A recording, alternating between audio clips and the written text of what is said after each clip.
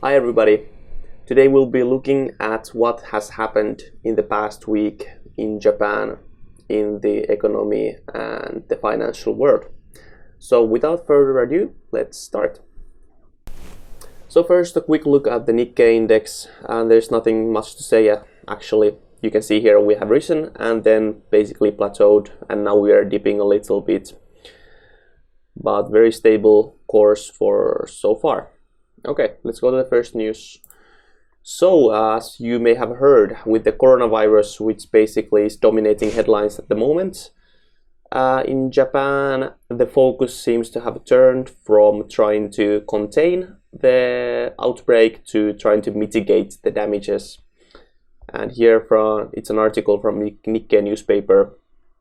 Basically, the government is now trying to do what they can to mitigate the damages and to test people and isolate the cases where we have positives.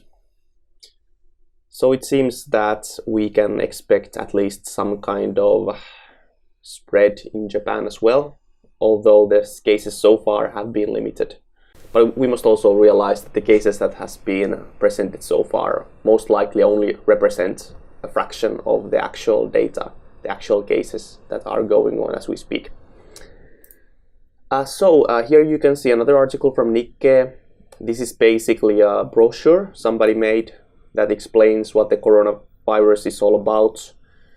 I thought that the numbers they used are kind of low estimates. They estimate the mortality case to be 2%.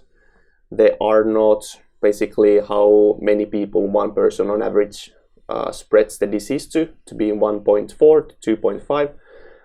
And I am not a medical expert by any means, but I have seen many reports where these numbers are much higher, but we can't still know for sure. So let's hope that they are low.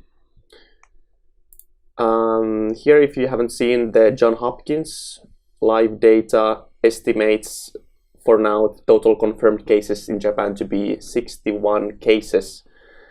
The most ones are at the moment on the board of the Diamond Princess cruise ship, which I'm sure many of you have heard, that basically put Yokohama on the world map.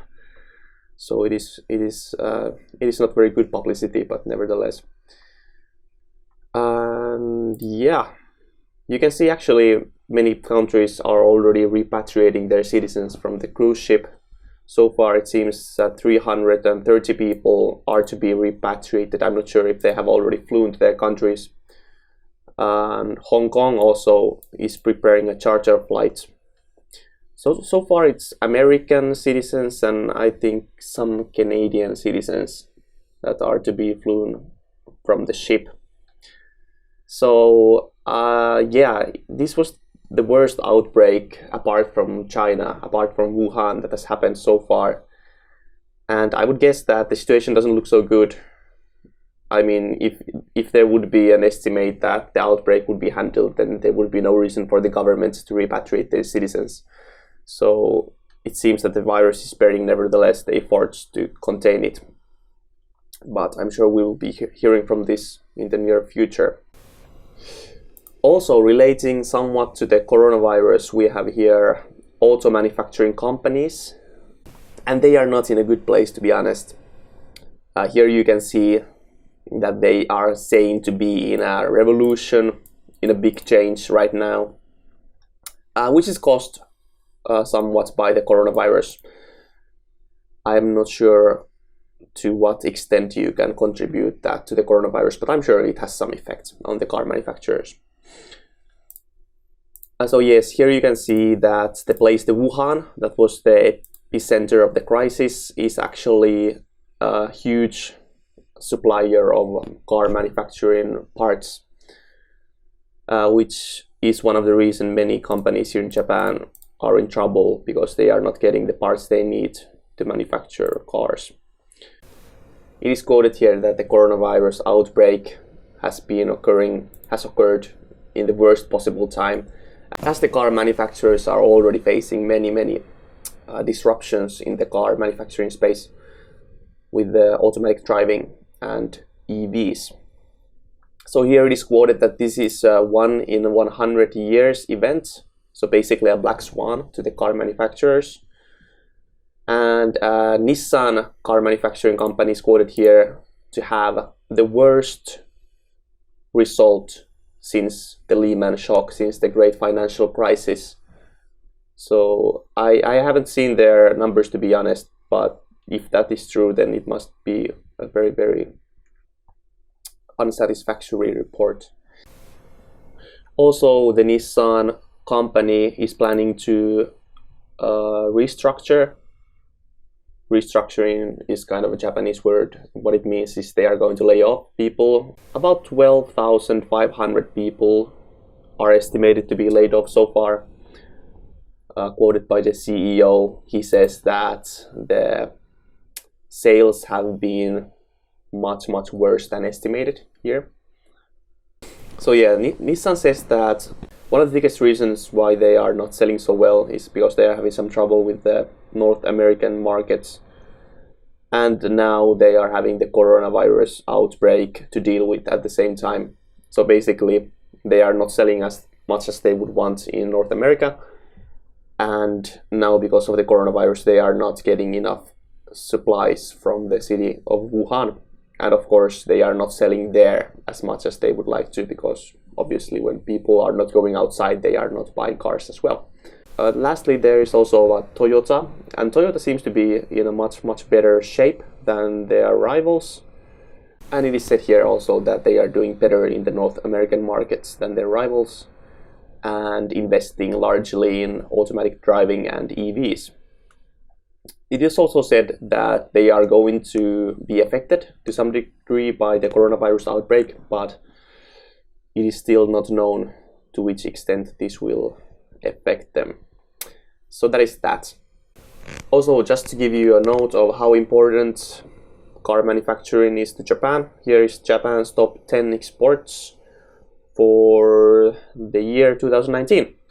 And here in top 1, it's vehicles. So in US dollars, it was $148.8 billion.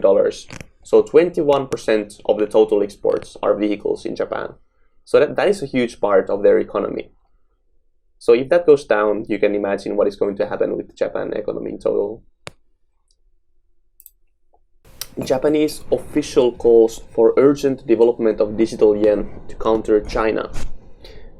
So you may have or may have not heard that China is developing a digital currency, a CBDC, a central bank digital currency, a digital yuan, which they are trying to put out as soon as they can.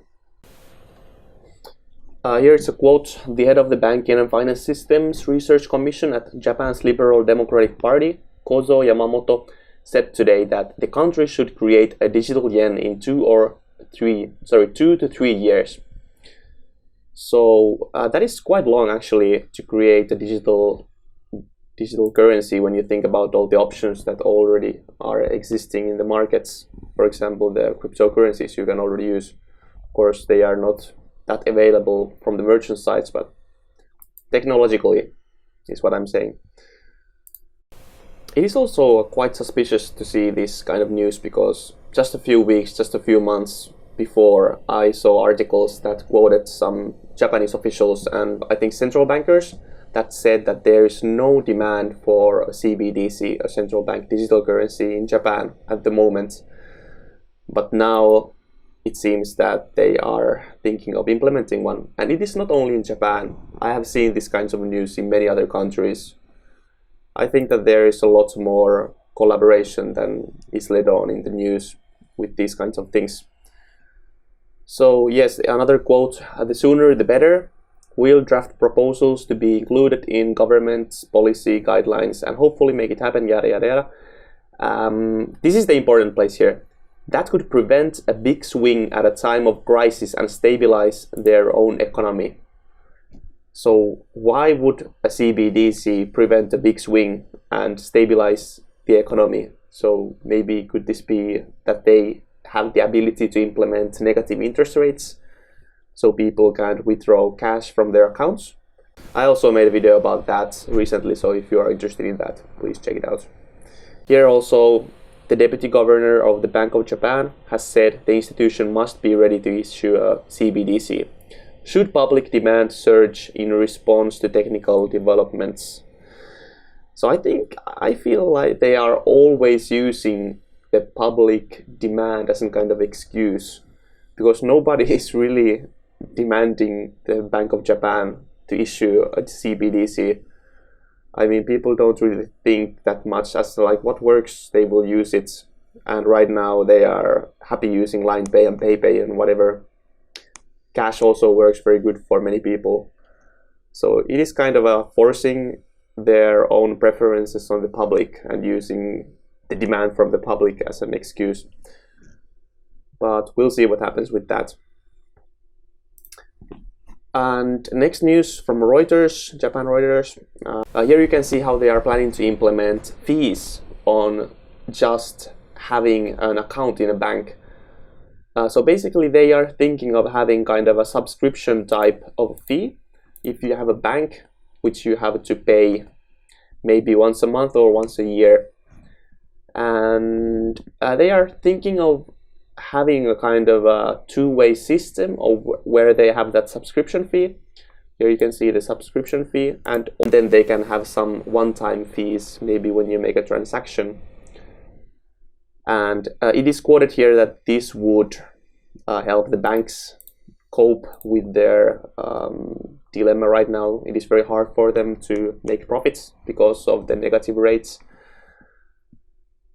So it is very interesting to see what is going to happen with this, because I think that there is a limit of how much people will take from the banks when they realize that there are many other options to handling their money. It is also said here that they will lower the cost for the one-time fees. For example, when you make a transaction, you have to pay a percentage fee. So they will lower those costs, and then they will implement the subscription type of fee, which you will have to pay regularly to the bank. And they will say because they will lower those one-time fees, the customer will be comfortable with that. That is their logic, their rationalization to this. And I am kind of skeptical about how the customers will deal with this. I mean, I wouldn't deal with that myself, because it is already quite ludicrous how we give our money to the banks to speculate and do all kinds of things with fractional banking system. And now they will make us pay even more. So yeah, I think that decentralized finance and other innovations will really give banks a run for their money, and it is going to be interesting to see what happens with that. And that is all the news for now. I will maybe make another episode before the next weekend if I see that there are more important news that should be covered more quickly. It is sometimes hard to decide what are worth covering and not, because there's so much noise, and you have to kind of distinguish the signal from all that noise. But nevertheless, please stay tuned for the next episode, and I will be seeing you soon. Goodbye.